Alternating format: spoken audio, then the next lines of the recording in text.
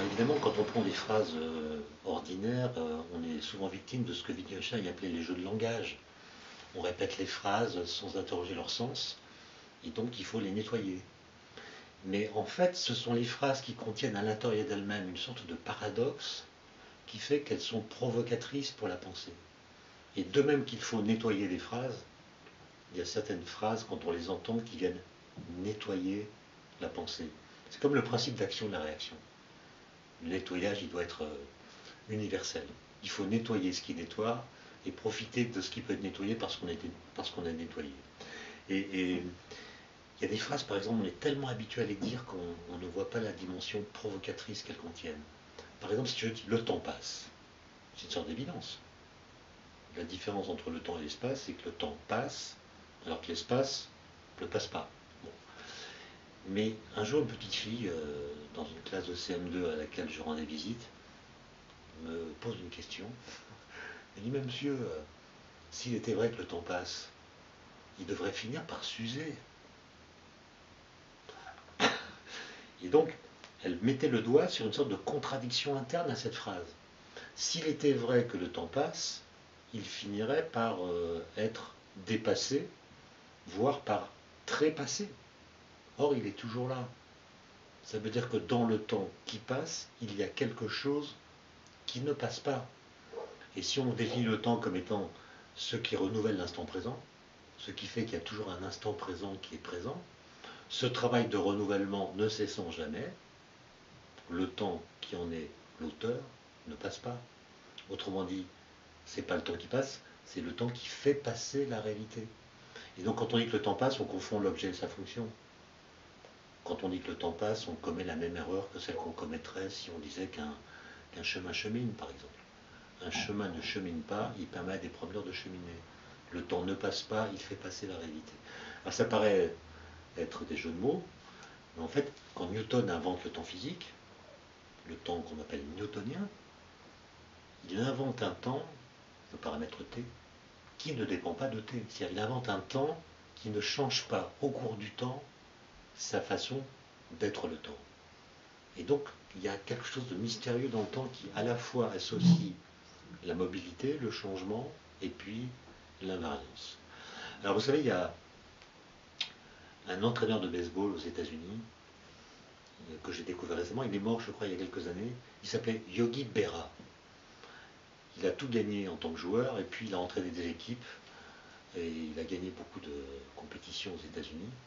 Et il était connu pendant les matchs, pendant les mi-temps des matchs plutôt, de parler à ses joueurs sauf du match. Il leur lançait des aphorismes qui contenaient toujours des contradictions internes. Et ces aphorismes ont été publiés, je crois, aux États-Unis, sous le nom de bérismes. Les aphorismes de Yogi Berra sont des bérismes. Et c'est des phrases qui font rire quand on les entend parce qu'elles contiennent une sorte de paradoxe. Mais après, il faut essayer de comprendre pourquoi elles font rire. Par exemple, il disait la théorie et la pratique, c'est exactement la même chose. Sauf qu'en pratique, c'est pas vrai. Pourquoi on rit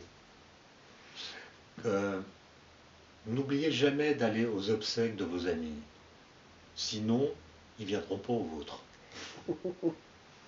À ce restaurant, personne n'y va jamais parce qu'il est toujours bondé.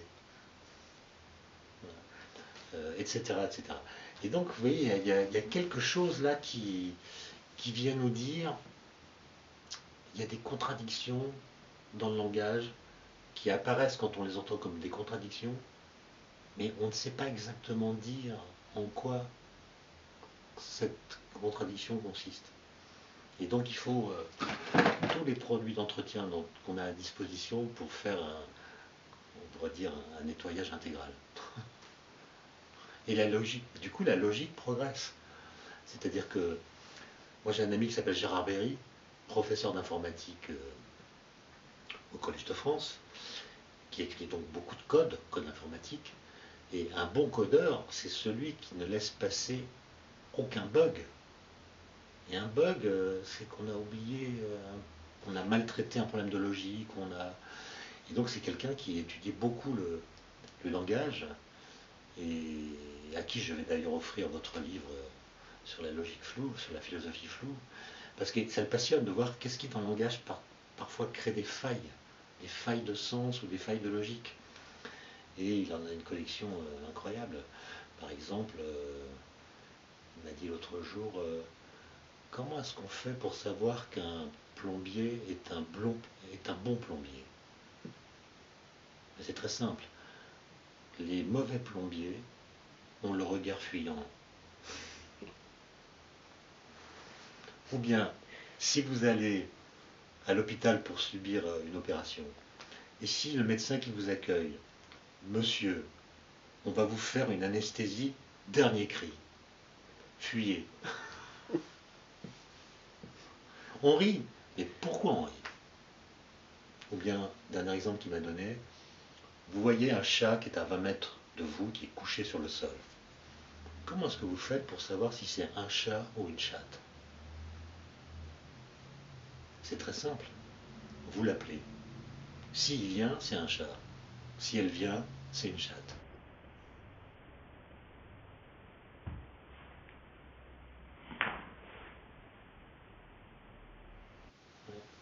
Wittgenstein, c'est notre maître à tous.